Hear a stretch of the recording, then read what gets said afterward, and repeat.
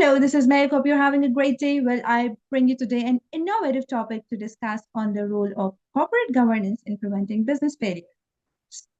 Role of corporate governance in preventing business failures is a bit perplexing topic, I know that. So let's discuss this topic with a great business consultant, Mr. Amer Qureshi. Hello, Amer. How are you doing? Good, thank you. And it's very nice to be with you again today. Same here, Amer. Well, Amer, I have been obsessed about the topic I had just confronted a few days ago about what could be the role of corporate governance in preventing business failure, since I was intrigued about the concept of this thing. So I thought to have a discussion with you. What do you think about it? Can you just give some insights about the topic? Sure. I mean, good governance is necessary for a business to succeed, grow, and prosper. And in the absence of good governance, whether it's a large business or small business, we can talk about in more detail. But the absence of good governance definitely increases the chances of business failure, which simply means that, without good governance, there is no financial oversight. There's nobody keeping a check on what the management is doing.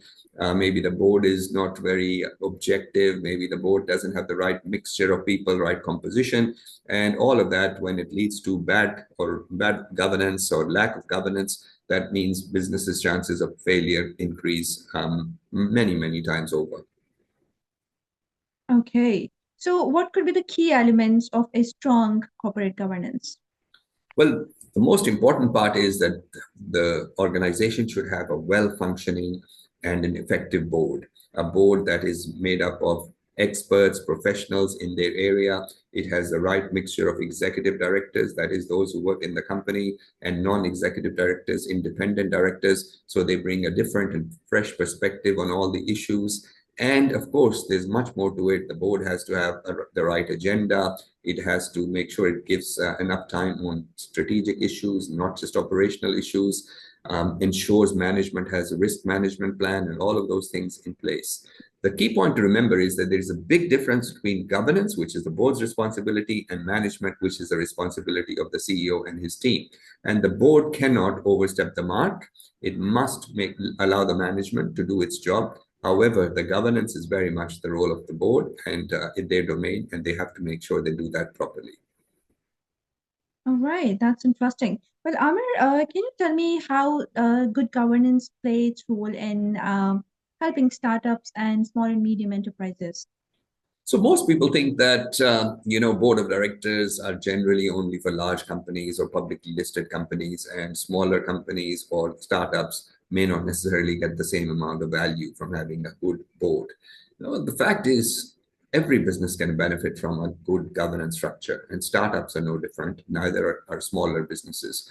They may not need to have a very big board or a large board or a very formal board, but they can have, for example, in SMEs, they can have an advisory board, which doesn't have the legal obligations of a board, but it can provide expert insights, ideas, advice, strategic input whenever it's needed to the owners of the business. So all organizations would benefit, and especially startups, because they would lack the expertise and the knowledge in many areas. They won't have the connections, the networks that board members usually bring with them. So small businesses as well as startups could benefit greatly from having a good board or an advisory board, which is a less formal structure. Well, that's insightful. Well, Amir, I'd also like to know about avoiding financial disasters. Like, what could be the ways to avoid financial disasters in an organization or in a company? So one of the key roles of the board is to provide the financial oversight to the organization. And that's done depending on the size of the company. If it's a large company, there'll be an audit committee who interacts, the members of that interact with the auditors, make sure the financial statements are properly prepared.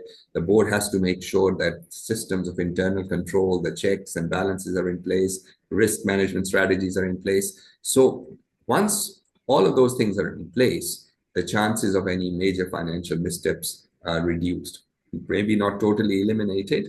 But when the board isn't paying attention and when the board isn't doing its job properly, then you have situations like what happened with companies in America, for example, Enron and WorldCom and these type of companies, and many more examples I could come up with. But that's the sort of financial disaster that can happen, and consequences are very, very severe, both for the investors, for those who are associated with the company, like employees, and also for the board members, because there could be legal cases, there could be complications for members of the board if they've not done their job properly. Well, as always, Amer, I extend my heartfelt gratitude to you for your participation in the discussion and to the viewers who are watching us. Hope to see you again with some new topic. Until then, have a good day.